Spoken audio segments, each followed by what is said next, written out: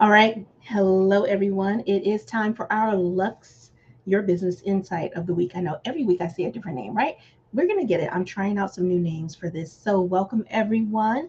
We have another quick topic. You know, my goal is to get this in 10 minutes or late. So, I'm really curious, do you ever feel like you are running out of time in your business, or do you feel like you're spending too much time in your business? Let me know what your thoughts are. If you're here and you're new, just say, hey, Shayla, I'm here. You can chat with me in the comment. If you're here for the replay, let me know replay, okay? So I'm going to go ahead and share this over just to a few places very quickly so that we can make sure we get some other people on here and we get all eyes on this today. So whatever platform you're on, welcome. Let's get this to one more place and we'll be ready to go. I'll give you my official welcome. But we are streaming live today over on YouTube, we're on Facebook, and we are on LinkedIn. So I want to make sure that everyone gets a fair view here. We're going to get one more space. Let me see if I can find this one and we'll be good.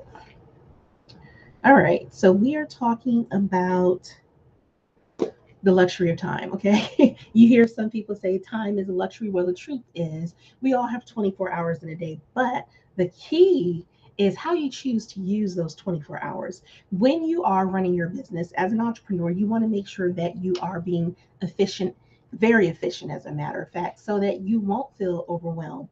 One of the things that can happen, or a few mistakes that can happen, if you're not valuing your time and if time does not become a luxury for you, then you're not going to guard your calendar. You are going to feel overwhelmed and you're going to feel as if you can't get things done. We've all been there one way or another. And it's not until you decide to pause and really take a really keen look at where your time is going in the business that things get in under control again. Okay. So if you like looking at your calendar and you're like every hour is swamped, there are bookings, there's appointments, there's meetings, you need to ask yourself, number one, are these meetings effective? Are they converting? Are they turning into money for me? Do I really need to be a part of this meeting? And if it is a meeting, can we shorten the meeting? Is it something that could be communicated through email or through another system like Slack if it's you and a team? How can we do this better? Because we will spend unnecessary time doing things that are not serving us nor serving the people that we have working with us. So, here are three things I want you to consider. When we're looking at our time, one of the ways you can make time a luxury for you and save time is through your calls. If you're having calls, discovery calls, or things of that nature, you want to make sure that you are qualifying people before they get on the phone with you.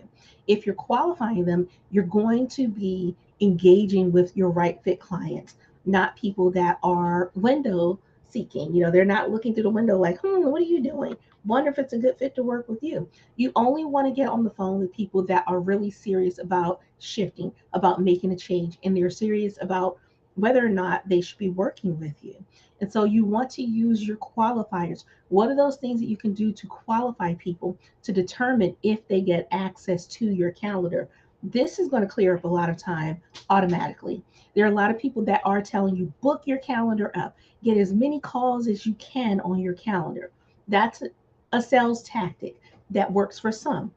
But for someone that's really trying to streamline their business and have more of a luxe boutique business, you don't want to be on the phone with everyone. Just because you have 50 calls scheduled this week doesn't mean that you're going to convert all of those people to paying clients. As a matter of fact, if there are 50 unvetted calls, there's a very good chance that very few, if any, will be the right people to work with you. So you want to make sure again that you are qualifying people so that you can save time and free up your calendar. Another thing you want to look at is your schedule. When you're scheduling, either it's meetings, calls, times that you do work with your clients, if it's group, if it's individuals, be very clear what that time frame looks like on your calendar. So instead of saying I'm available anytime, all the time, whenever you want, the mistake you can make is saying, when would you like to meet? Versus here's my availability. And so you may say, well, people really like to meet with me at this time, but if that's not your best time, don't open up that time for meetings. So for me, I am not a late night person, so it would be harmful for me to have meetings after, like, anytime after 4. I'm probably not doing anyone's meeting or groups, because that's not my best time. My best energy time is early morning, midday.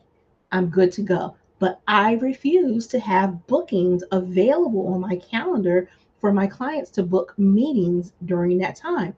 When they start working with me, here's my availability, here's how I work. You dictate that, because you are the person in charge. Are there times when you may have to find some special time for a client that just really is outside of your range? Very rarely. And in that case, those are rare. You're not promoting that. That's not what you start with the conversation. See if your client can meet you where you are. Also, if you're looking at, if you have a group, decide on what your coaching days are. You don't need to coach 5 days a week.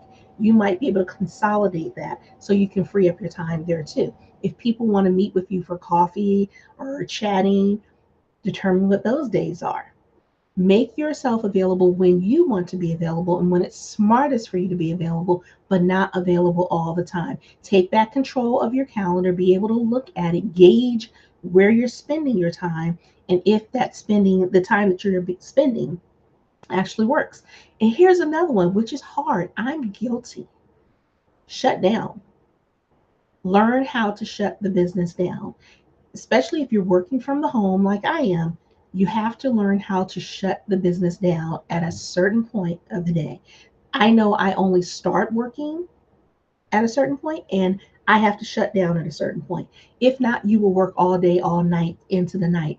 Don't take the work to your bedroom. Okay? Keep the work contained to one area of your home if you're working from home, or even if you're in an office.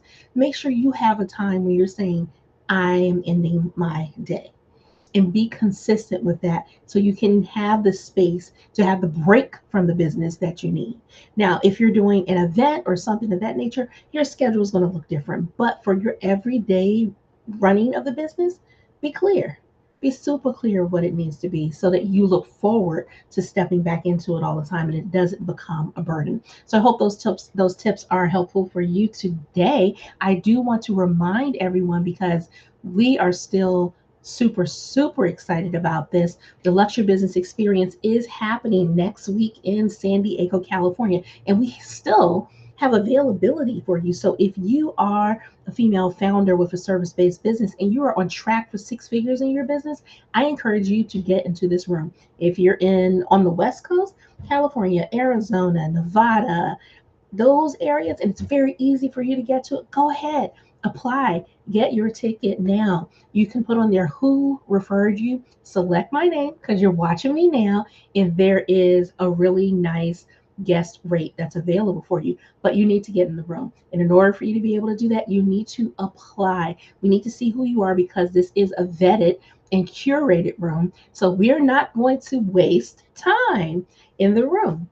This room is built for you if you are looking at what do I need to do in order for me to be able to scale. If I hit the 6 figure mark, what do I do beyond my 6 figures and not get stuck in a cycle of doing the same thing that's not working to get you closer to 7 figures. So if you're curious and you want to get into this room, again, you can go to luxeyourbusiness.com and apply. I will also put the link in the details for you, the description, and in the comment section. But if you want to know more, you can also message me.